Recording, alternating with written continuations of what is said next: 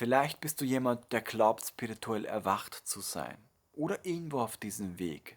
Aber in diesem Video möchte ich dir 5 Anzeichen vorstellen, die es sehr offensichtlich machen, dass du doch spirituell erwacht bist.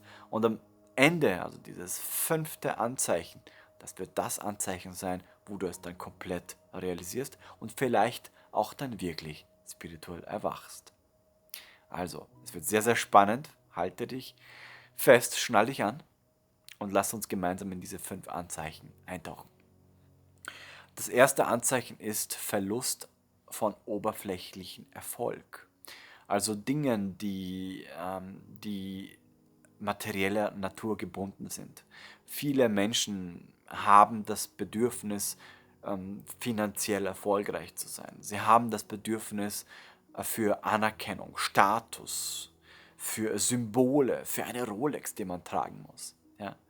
Das heißt, sie identifizieren sich sehr mit irgendwelchen Objekten. Ich bin der, weil ich diese Hugo Boss Anzug trage, ich bin das und so weiter. Das heißt, das Ego nimmt Überhand an dir und je mehr du eine Anhaftung an materiellen Dingen haben möchtest, also sprich dich selbst identifizierst als ich bin der, der das getan hat, ich habe das und das und das, der und mit diesem Haus und was auch immer, dann weißt du, oder wenn es sozusagen nachlässt, dieses Gefühl der Anerkennung, diese Identifikation, dieser Streben, diese Sehnsucht nach in einem materiellen großen Erfolg oder oberflächlichen Erfolg. Ich will nicht sagen, dass es etwas Schlechtes ist, ich will nur sagen, dass es halt sehr oberflächlich ist. Ja? Weil wenn du 2 Menschen hintust, der eine ist zwar nett und sympathisch, hat seine Rolex-Uhr, der andere hat keine Rolex-Uhr, ist aber jemand, der sich wirklich an dir interessiert, der wirklich dich kennenlernen will, der dich verstehen will,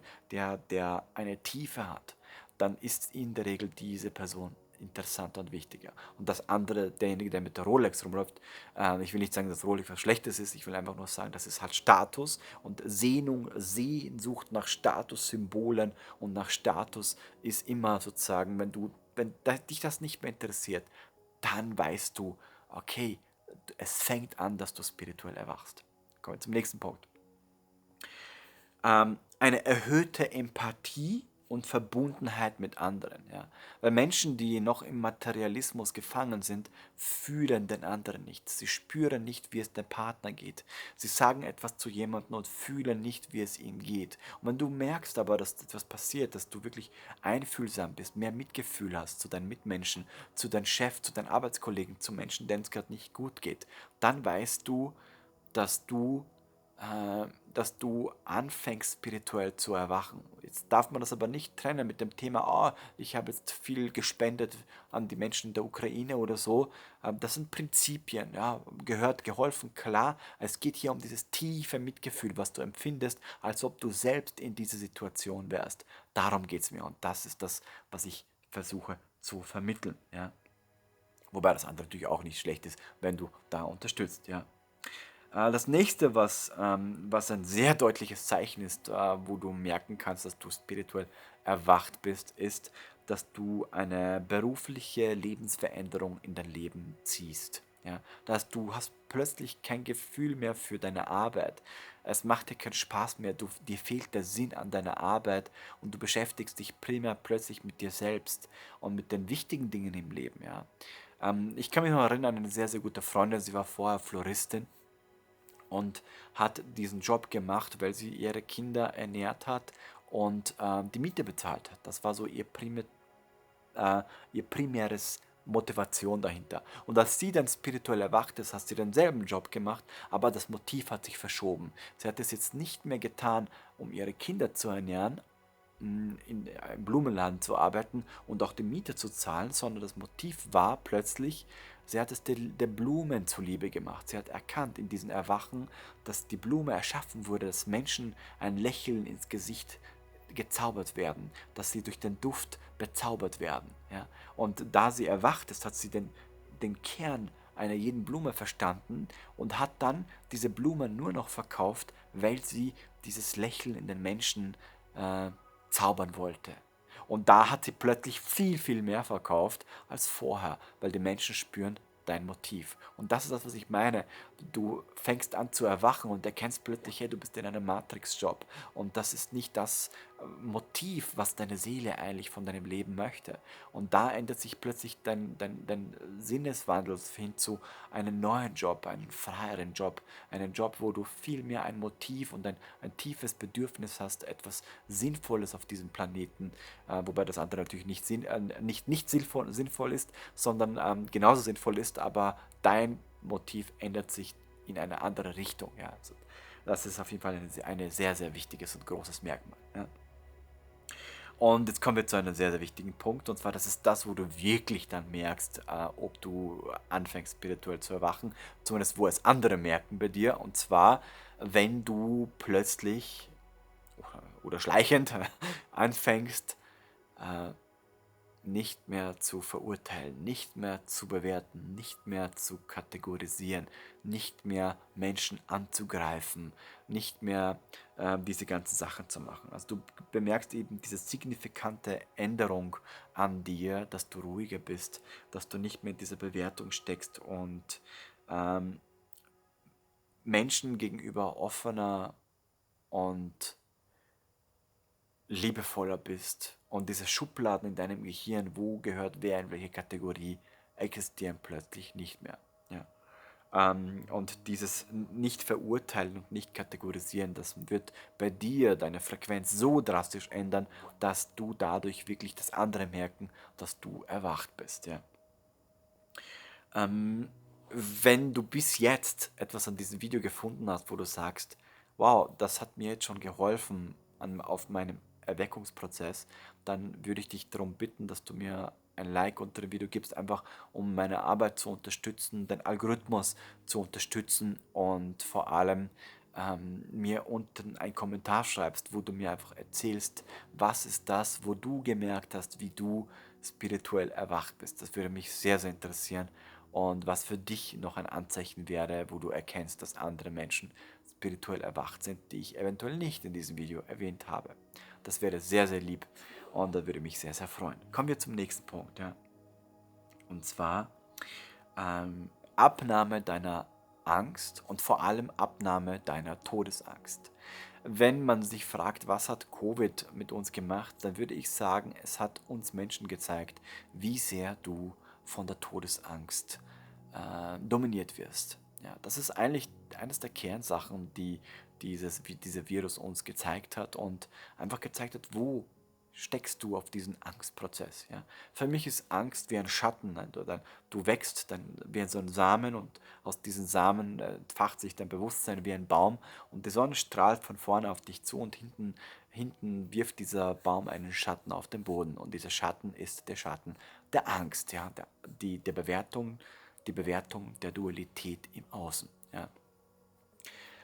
Und diese Angst ist ein Filter, durch den du die Ereignisse, die geschehen, nimmst und bewertest. Und je negativer diese sind, je mehr angstbehaftet, desto mehr fühlst du eben diese negativen Gedanken, die zu negativen Emotionen erzeugen und schlussendlich dich in einen Angstzustand verharren lassen. Ja. Und wenn du merkst, dass deine Angst in Bezug auf die Dinge, die du sonst vorher gefürchtet hast, nachlassen, und vor allem diese Todesangst, dann weißt du, dass du spirituell erwachst. Und auch Menschen, die kurz vorm Tod stehen, nicht jeder, aber alle oder ein Großteil, sagt man auch immer so, die verlieren plötzlich diese Angst vor dem Tod, weil es kommt ein innerlicher Frieden in die hinein, weil sie einen Punkt erreicht haben, eine Art Break-Even-Point, wo sie akzeptiert und angenommen haben, dass sie ins Ungewisse gehen, dass sie nicht wissen, was gleich mit ihnen geschieht. Und wenn man das akzeptiert, dann kommt dieser tiefe innere Frieden. Ja. Und du musst nicht warten, um diesen tiefen inneren Frieden zu erleben, indem du sozusagen auf deinen Tod hingehst, sondern du kannst den jetzt schon erleben, indem du jetzt einfach das Unbekannte annimmst, indem du jetzt einfach annimmst das, was ist, indem du die Ereignisse in deiner Außenwelt akzeptierst. Und weil du kannst sie eh nicht ändern, ja. Du kannst nur die Zukunft ändern. Aber das, was geschehen ist, kannst du nicht mehr ändern. Und wenn du anfängst jetzt diese Ereignisse anzunehmen, vollkommen anzunehmen, dann wirst du merken, wie dieser Frieden plötzlich durch dich strahlt. Und dieser Frieden ist das, was bei dir dieses Erwecken erweckt.